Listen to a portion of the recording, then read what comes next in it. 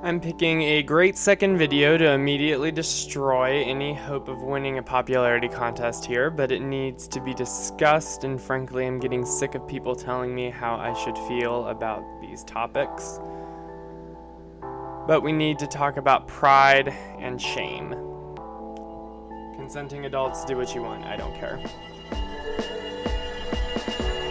I have very strong opinions on this topic, and I honestly can't stand talking about it, so this is going to be short, sweet, and I'm not bending on this, so there's no need to discuss it again.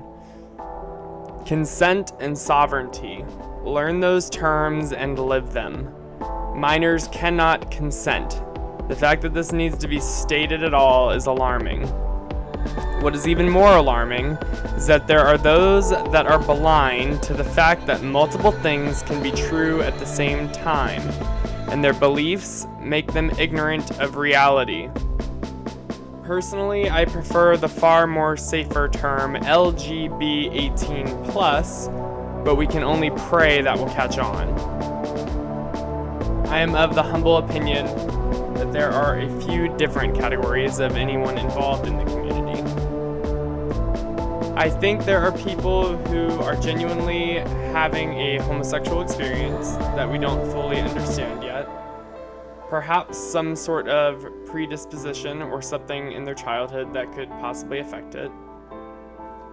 I think there are people who are doing it because of social pressures and because they think it's what they want. I think that there are people who have either been sexually traumatized in some way or suffering from mental illness in some form and are being intentionally targeted for indoctrination without the knowledge of loved ones, including the parents. This comes from first-hand experience with the community in all of its various formats. And anyone that has ever been involved with it, directly or indirectly, should know that the toxicity levels are off the charts. Mental illness is celebrated as some sort of badge that you can use to justify your shitty behavior towards those who dare ask you to have some sense of self-worth based upon anything besides who you are sleeping with and how many stereotypes you can be.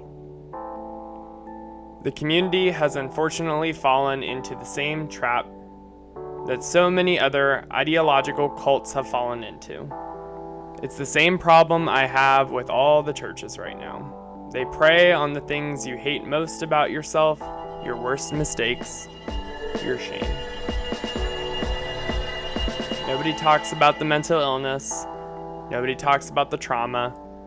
Nobody talks about how offensive and toxic humans can truly be as individuals, let alone as entire movements.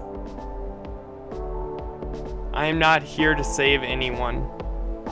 I am not here to tell you to change your lifestyles or your opinions or your beliefs.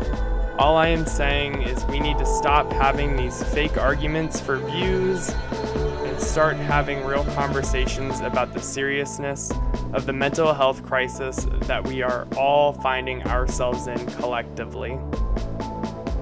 A large majority, I would argue, stemming from some of the most painful and most shameful, traumatic experiences of our lives.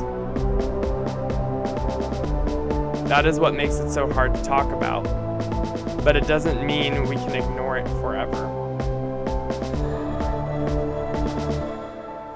We owe it to our children and our future to start talking about the hard topics and normalizing mental health, fitness, and resiliency again.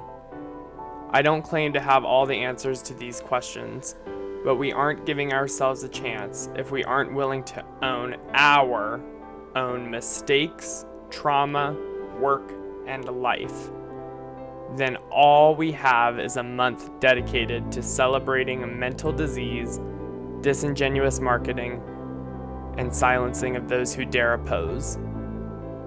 June used to be Men's Health Month, but I guess that's just another thing that got left behind and forgotten about when they got too busy destroying women's sports.